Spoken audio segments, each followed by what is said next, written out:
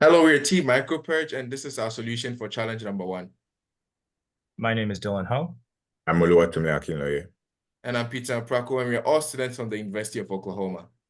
What are microplastics? Microplastics are plastics generally less than 5 millimeters in length, and they come in two categories.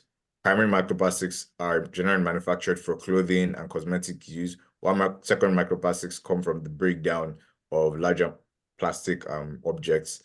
And generally, the main challenges we face with microplastics are detecting them in various environments. So microplastics reach the human body through a series of ways. One of them is through bioaccumulation, when marine organisms ingest these microplastics and then pass it on to humans as they ingest them for nourishment. It leads to several complications in the human body, including pulmonary diseases as well as cancer. Now for the different ways to capture microplastics, we have filtration methods, absorption methods, / magnetic separation methods, coagulation, or bioreactors. These three different processes of physical, chemical, or biological approaches are the main three methods we chose to remove microplastics. The key challenges of doing this is the high energy consumption, cost, and how helpful it can be to both remove greenhouse gases and carbon footprints to help for green strategies. As you can see from our solution matrix, it is only a combination of the multi-mesh method as well as the magnetic separation method, which would ensure complete separation of the microplastics from the effluent water. As a result, our chosen solution uses a combination of the multi-mesh method as well as the magnetic separation method by employing a WS Tyler micro mesh as well as the Aries wet high intensity magnetic separator to separate the microplastics on a physical level as well as a chemical level. Now for how it works. We start at the left with the H2O and microplastics. It is first translated through a multi-layer mesh, and then it passes through a turbine. The turbine both generates energy and then also uses some storage of the water.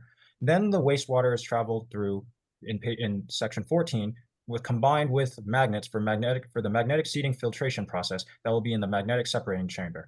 It then uses the different magnetic waves to both remove the microplastic wastewater and remove the clean H2O.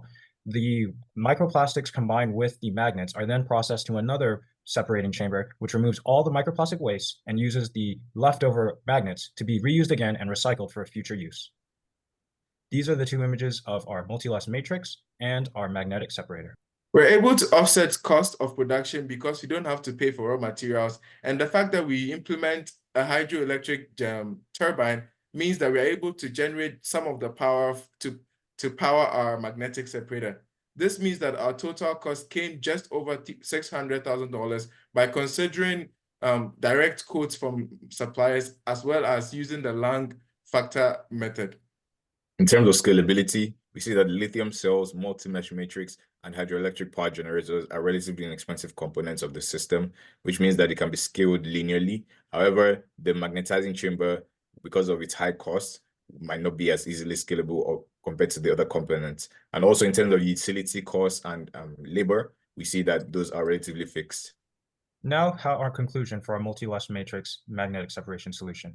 For the multi-layer matrix, microplastic recovery rate is up to 98 plus or minus 1.8%, and our magnetic separator can remove up to 100% of pristine and weathered polyethylene.